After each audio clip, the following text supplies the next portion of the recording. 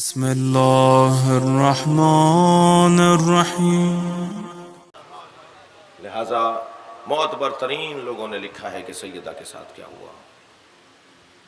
ہم تو آج ان روایات کو پڑھتے ہیں تو ہماری آنکھوں میں آنسو آ جاتے ہیں، دل دھڑکنا بڑھ جاتا ہے، ہاتھ پیر کانپنے لگتے ہیں کہ نبی کی اتنی پیاری بیٹی جس پر یہ کچھ ہوا،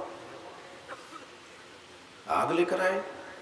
میں اس تفصیل میں جانے سے گریز کر رہا ہوں، مگر اتنا ضرور ہے کہ نبی اپنی زندگی میں زہرا کی مصیبت کو یاد کر کر کے روتے تھے۔ واقعے سے پہلے نبی نے گریہ کیا ہے۔ عزادارو، آپ آمادہ ہیں رونے کے لیے؟ کائنات پنجتن کی خاطر بنی یا نہیں؟ یہ ساری کائنات اللہ نے بطفیل پنجتن بنائی۔ پنجتن کے 5 جنازوں کا حال سنیں گے آپ؟ پنجتن کے 5 جنازوں کا حال۔ نبی کے جنازے میں 13 آدمی ہیں۔ ہمارے شہر کا معتبر ترین فرد اگر کوئی رحلت کر جائے تو سارا شہر بند ہو جاتا ہے۔ نبی کے جنازے میں اٹھانے والے لوگ نہیں ہیں جنازہ۔ مولا مرثیہ پڑھتے رہ گئے۔ اعتراض ہوا امت کو کہ ہمیں اہل بیت نے نبی کے جنازے میں نہیں آنے دیا، نہیں بلایا، انتظار نہیں کیا ہمارا۔ مولا نے پورا خطبہ ارشاد فرمایا، میں کسی کا محتاج اور پابند نہیں تھا۔ سنیں گے 95 دن یا 75 دن کے بعد اس گھر میں دوسرا جنازہ ہوا، وہ جناب زہرا کا جنازہ ہے۔ رو رہے ہیں نا آپ؟ 4 آدمی تھے زہرا کے جنازے میں۔ رات کی تاریکی میں اٹھا بطول کا جنازہ۔ پھر امت کو اعتراض ہوا کہ اہل بیت نے ہمیں اپنے گھر کے جنازے میں نہیں بلایا۔ اس گھر میں تیسرا جنازہ مولا علی کا ہوا۔ اہل سنت علماء لکھتے ہیں کہ 2 آدمیوں نے جنازہ اٹھایا تھا۔ حسنین پیچھے سے جنازہ اٹھانا، آگے سے خود اٹھے گا، اور جہاں جنازہ جائے لے کر چلے جانا، قبر تیار ملے گی، وہاں مجھے دفنا کے آ جانا۔ علی کے جنازے میں 2 آدمی، تقریباً 100 سال سے زیادہ مدت تک قبر علی کا پتہ نہیں تھا۔ حجاج ابن یوسف نے، جس کے خالہ زاد بھائی محمد بن قاسم نے حضرت عبداللہ شاہ غازی کو مارا، جو ہمارے ہاں ہیرو ہے محمد بن قاسم، اس نے حضرت عبداللہ شاہ غازی کو مارا تھا۔ جی، حجاج ابن یوسف نے 3000 جگہ، 300 نہیں بولا ہے میں نے، 3000 جگہ کوفہ اور نجف کے علاقوں میں گڑھے کھدوائے کہ یہاں سے میت نکلے گی، یہاں سے نکلے گی علی کی میت، اور پھر میں اسے لٹکاؤں گا۔ یہ ہوا علی کے جنازے کے ساتھ۔ ضمناً کہہ دیتا ہوں، میری 3-4 سال سے یہ اس ممبر سے آواز تھی، مختلف ممبروں سے کہہ رہا تھا، ہمارے حیدر بھائی نے محنت کی ہے، مشقت کی ہے۔ کل شب عاشور حضرت عبداللہ شاہ غازی کے مزار کے سامنے والے روڈ پر صاحب عزا کو پرسہ دیا جائے گا۔ میری خواہش تھی کہ میں تو سوچتا تھا کہ جلوس ہمیں وہاں ختم کرنا چاہیے تھا۔ اس شہر میں امام حسین کی اولاد، اس شہر میں ایک ہی، تو پورے ملک میں ایک ہی امام زادہ ہے۔ یہ عراق اور ایران سے جو شیعہ آتے ہیں نا، وہ یہاں سلام کرنے جاتے ہیں۔ ہم حضرت شاہ عبد العظیم کے مزار پہ جاتے ہیں نا تہران، ان سے زیادہ فضیلتیں ہیں ان کی۔ ایرانی عراقی یہاں سلام کرنے آتے ہیں۔ میری اور آپ کی کوتاہی ہے کہ ہم نہیں جاتے۔ میں سلام پیش کرتا ہوں اپنے حیدر بھائی کو۔ انہوں نے گفتگو کی، انتظامیہ سے معاملات طے پا گئے ہیں، بالکل سامنے والے روڈ پر مزار کے سامنے شب عاشور پرسہ ہوگا۔ میں خود مجلس پڑھوں گا، مسائل پڑھنے جاؤں گا۔ 3000 جگہ گڑھے کھدوائے کہ علی کی میت نکالوں۔ سنیں گے اس گھر میں 4تھا جنازہ۔ بڑا انتظار تھا، بڑا شوق تھا، بڑا اعتراض تھا، ہمیں اہل بیت جنازوں میں نہیں بلاتے۔ پہلا جنازہ امت کے کاندھوں پر دیا، وہ امام حسن کا جنازہ۔ امت نے اتنے تیر مارے کہ برابر کی بہنیں جنازے سے تیر ہی نکالتی رہ گئیں۔ اور 5ویں جنازے کا حال سنیں گے، گھوڑے دوڑا دیے ہیں۔ اجرکم اللہ۔ جب آئی ہے نا زینب کبریٰ، تو بی بی سے بھائی کا لاشا پہچانا نہیں گیا۔ آواز دے رہی ہیں، انت اخی زینب، کیا تم ہی زینب کے بھائی حسین ہو؟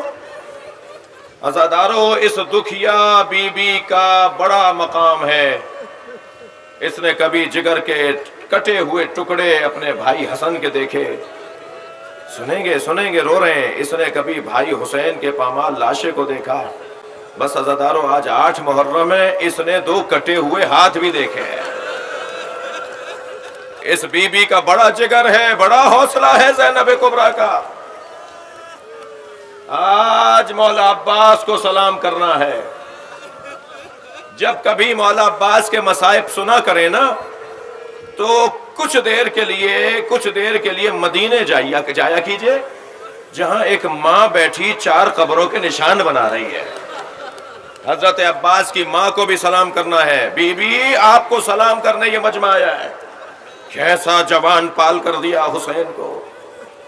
4 قبروں کے نشان بنا کر کہتی ہیں لا تدعونی ام البنین، مجھے ام البنین مت پکارا کرو. ام البنین بیٹوں کی ماں کو کہا جاتا ہے. میرے وہ بیٹے کہاں ہیں جن کے میں ماں ہوں؟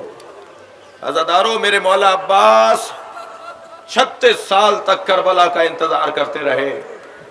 ہر جگہ یہی کہا جاتا رہا عباس تمہیں کربلا کے لیے مانگا تھا. عباس تمہیں جوہر شجاعت کربلا میں دکھانے ہیں. عباس کربلا آؤ گے جاؤ گے تب تمہیں اپنی شجاعت دکھانی ہے. کبھی بصرے میں تلوار روکی جاتی تھی، عباس یہ بصرہ ہے کربلا نہیں ہے. کبھی کوفے میں تلوار روکی جاتی تھی، عباس تلوار نہ اٹھا لینا، یہ کربلا نہیں ہے. کبھی مدینے میں ایسا ہوا، بارہا ایسا ہوا. تو جو کربلا پہنچا ہوگا اس کی کتنی آرزو پوری ہو رہی ہوگی.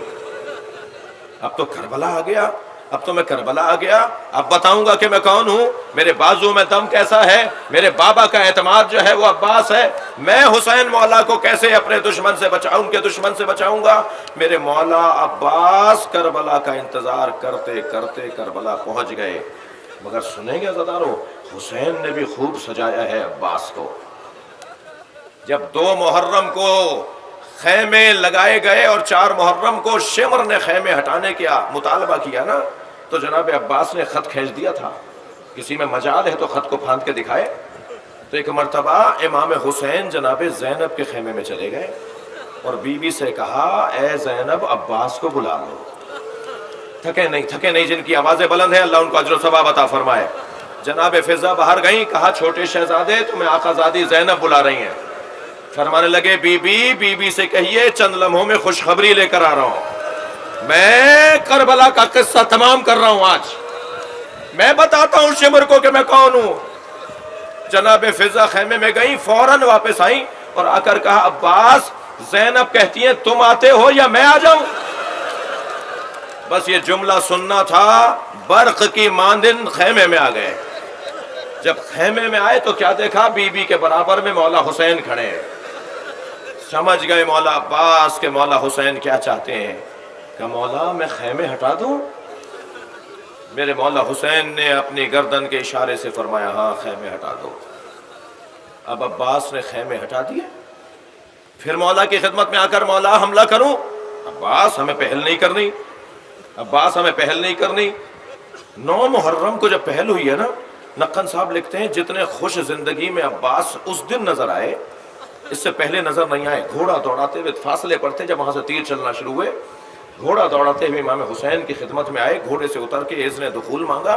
خیمے میں داخل ہو کر کہا مولا آپ کہتے تھے نا کہ پہل ہمیں نہیں کرنی. مولا پہل ہو گئی، اب بتاؤں. اللہ اکبر.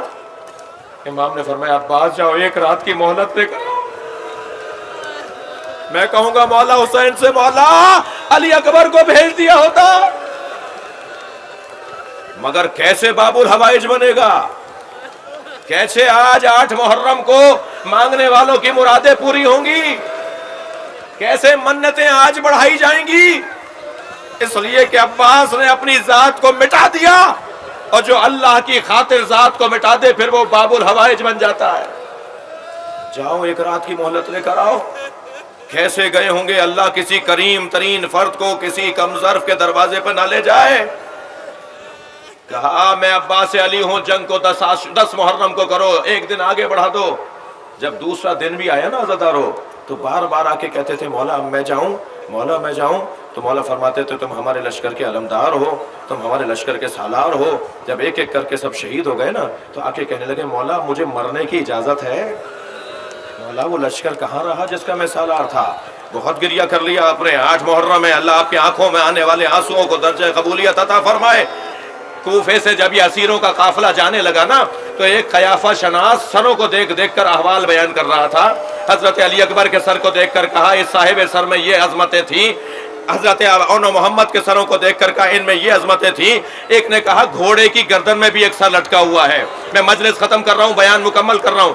وہ زمین پر بیٹھا حضرت عباس کے چہرے کو دیکھ کر کھڑا ہو گیا اور ایک ہی جملہ کہا, چہرہ بتا رہا ہے یہ گھٹ گھٹ کے مرا ہے, اس کے دل کی آرزویں پوری نہ ہوئیں, اس کی مرادیں پوری نہ ہوئیں. الا لعنت اللہ علی قوم الظالمین فسیعلم الذین ظلموا ای منقلب